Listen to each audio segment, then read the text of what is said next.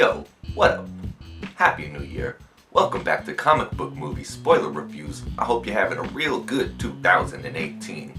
Today, we're going to talk about the Snyder, Greg Capullo, New 52 Batman adaptation of the Court of Owls run. Or, simply put, Batman vs. Robin. And we start out with Robin, who has discovered a group of kidnapped children by this dude in a mask, the doll maker. He's kidnapped them, he's disfigured them, he's put masks and weapons on these poor kids and told them, I'm gonna protect you. But these kids don't know what's going on, and Robin ain't having none of that. He steals the Batmobile and goes out to get this dude. And when Batman finds out, he ain't having none of it either, because they gotta work together, do the training, get it done right. And he's trying to teach Robin justice, not vengeance, which is one of the big themes in the movie. And Robin gets it together and decides not to kill the doll maker, which brings us to our other theme of the movie, choosing your own path. But then a new player shows up on the scene, Talon, and he does kill the doll maker, leaves behind a clue, an owl feather, and Batman, he blames it on Robin. Cold game. Which brings up another theme, which is Batman is having trouble connecting to Damian as a father in the form of Bruce Wayne, and in turn, Damian Wayne is rebelling and going out in the middle of the night as Robin, which he ain't supposed to be doing. So this new dude, Talon, recognized the fragile relationship and what's going on, and he tries to manipulate Robin to take him under his wings, so to speak. Meanwhile, Batman has discovered that this old secret society that he thought was just a legend is actually real. And when he's investigating this clue, this owl feather, he's attacked by a bunch of zombie ninjas in owl costumes, and they kick his butt. He can't beat them because they come back to life. They can't be killed. But as Bruce Wayne, he's able to infiltrate the Court of Owls by pretending that he's considering joining them, but he needs some time. Robin, on the other hand, doesn't believe that there's anything else going on in the big picture, and when Batman tries to tell him what to do in order to keep him safe, he ain't having it. So, when it turns out that Batman wants to go after Talon, Robin makes the decision to fight Batman in order to help Talon get away. Cold game. But then there's a twist. Dun dun dun. We find out that Talon is only pretending to become Robin's new mentor while going out on their missions, but really, the Court of Owls wants to put Robin through the same reanimation process as the owl zombie ninjas that attack Batman. Cold game. So when the time comes to put Robin through that process, the Grand Master recognizes Robin as Damian Wayne, the son of Bruce Wayne, making Bruce the Batman. So instead of bringing Robin in, they decide to kill him to get to Batman. Cold game.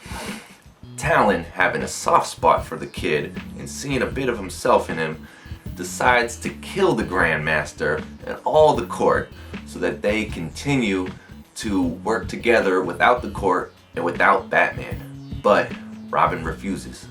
In the meantime, Batman has been drugged by the Court of Owls, and he's having this terrible nightmare, and he sees a future where Damian continues to go down the path of vengeance, and he sees all the destruction that may come if he doesn't man up and be a better father, a loving father, and not just a hard-ass, all-controlling, blood-related legal guardian. So that's real sweet.